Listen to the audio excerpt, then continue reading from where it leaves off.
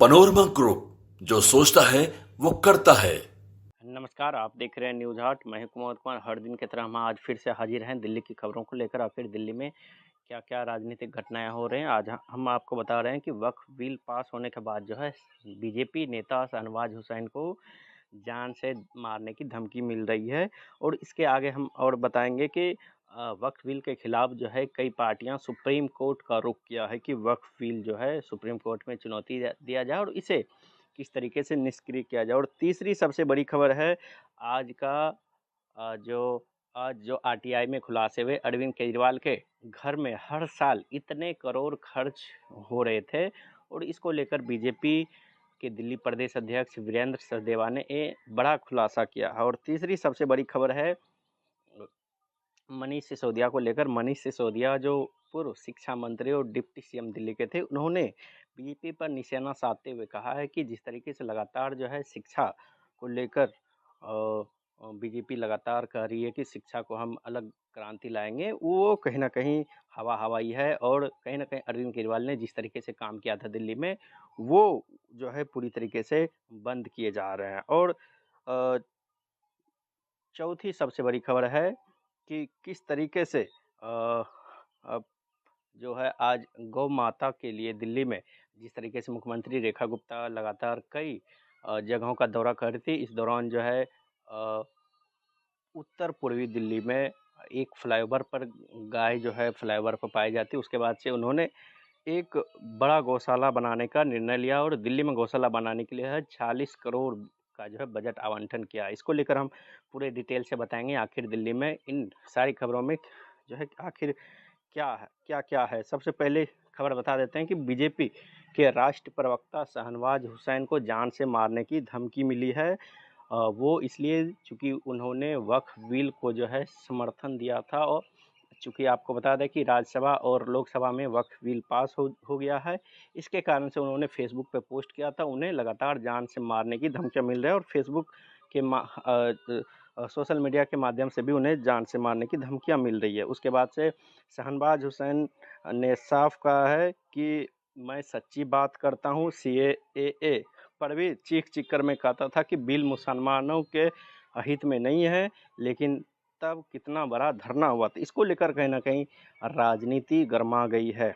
साथ ही शहनवाज हुसैन ने कहा है कि मुसलमानों को घबराने की कोई ज़रूरत नहीं है। धमकी मिलने के बाद बीजेपी नेता शहनवाज हुसैन ने साफ कहा कि समस्तीपुर में जो है प्रेस कॉन्फ्रेंस की। उन्होंने कहा कि विपक्ष इस बिल को लेकर जो मुसलमानों को गुमराह कर रहा है, डर पैदा करने की कोशिश कर रहा है। चूँकि मुसलमानों को जो है डरने की ज़रूरत नहीं है, घबराने की ज़रूरत नहीं है, क्योंकि यह बिल उनके फ़ायदे के लिए है। इस बिल के लिए जो है गरीब मुसलमानों को आर्थिक फ़ायदा होगा और उनकी स्थिति को जो है सुधार होगा। साथ ही उन्होंने कहा कि बिहार चुनाव में NDA को जो है बढ़त मिलने वाला है। चूँकि 3-4 महीने बाद जो है बिहार में विधानसभा चुनाव होना है, इस परिप्रेक्ष्य को लेकर जो है कहीं ना कहीं राजनीति गर्मा गई है कि नीतीश कुमार ने वक्फ बिल का जो है समर्थन किया है, वो कहीं ना कहीं मुसलमान वोटर जो है छिटक सकते हैं। इसको लेकर भी उन्होंने कहा है कि बीजेपी का है कि वक्फ बिल जो है पास हो गया, बिहार चुनाव में इसका अच्छा असर पड़ेगा। साथ ही उन्होंने कहा कि NDA का वोट बढ़ने वाला है।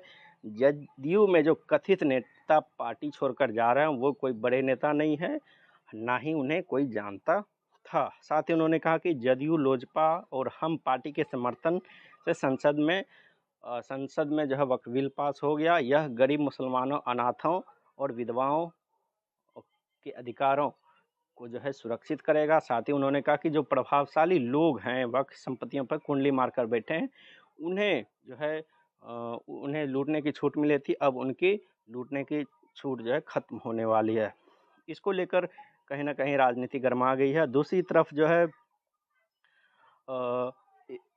जो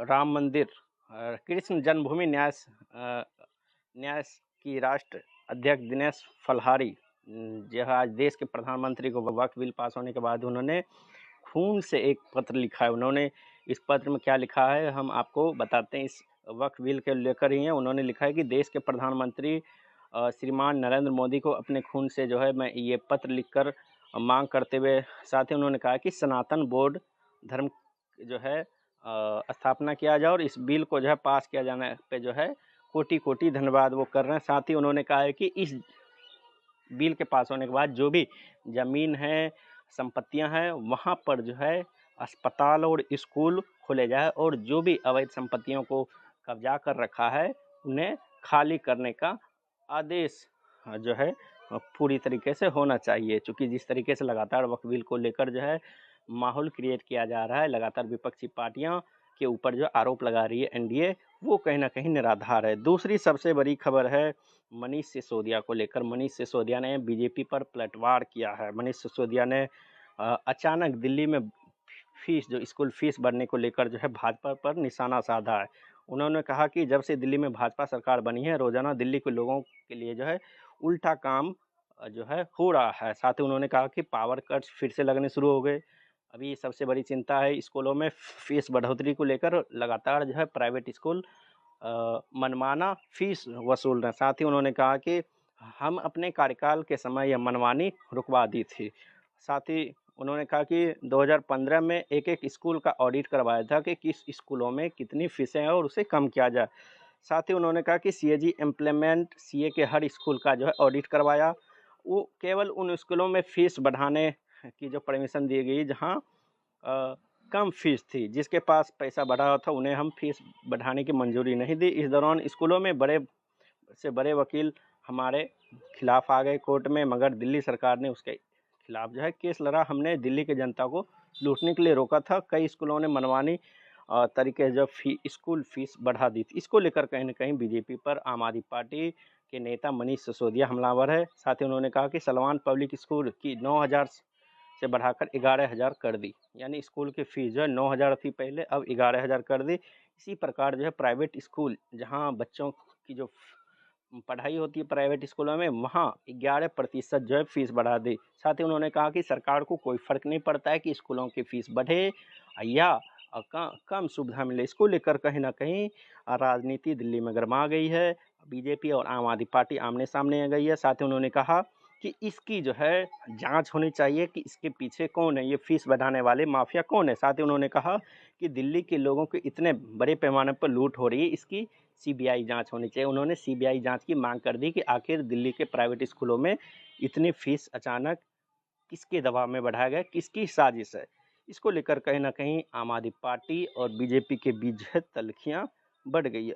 और तीसरी सबसे बड़ी खबर है कि आज जो है आरटीआई में खुलासा हुआ है कि अरविंद केजरीवाल जो अपने बंगले पर हर साल कितने करोड़ रुपए खर्च करते हैं। आज वीरेंद्र सचदेवा ने खुलासा किया आरटीआई के माध्यम से। उन्होंने कहा कि खुद अरविंद केजरीवाल आरटीआई में प्राप्त जानकारी से साफ है कि 2015 से 22 के बीच जो है 8 साल में केजरीवाल के पुराने बंगले पर जो है हर वर्ष औसतन 3,69,54,384 रुपये जो है सामान्य रख रखाव पर खर्च हो। साथ ही उन्होंने कहा कि 31 मार्च 2015 से 27 मार्च 2022 के बीच जो है अरविंद केजरीवाल ने 6 फ्लैग स्टाफ रोड स्थित पुराने बंगले पर सामान टूट फूट पर भी बिजली बढ़ाने से जुड़े कार्य पर जो है उन्होंने 29,56,35,074 रुपये खर्च किया। साथ ही उन्होंने हमला बोलते हुए कहा कि एक सरकारी बंगले पर लगभग 3,69,00,000 का वार्षिक रखरखाव खर्च साफ दिखाता है कि केजरीवाल किस राशि का जो है रखरखाव रखते थे, इसमें कितना भ्रष्टाचार का खेल होता था। साथ ही उन्होंने कहा कि दिल्ली की जनता जानना चाहती कि केजरीवाल खुद सामने आए और बताएं कि उसके बंगले में ऐसी क्या कमी थी जिसके रखरखाव पर हर माह जो है 31 लाख रुपए खर्च होते थे।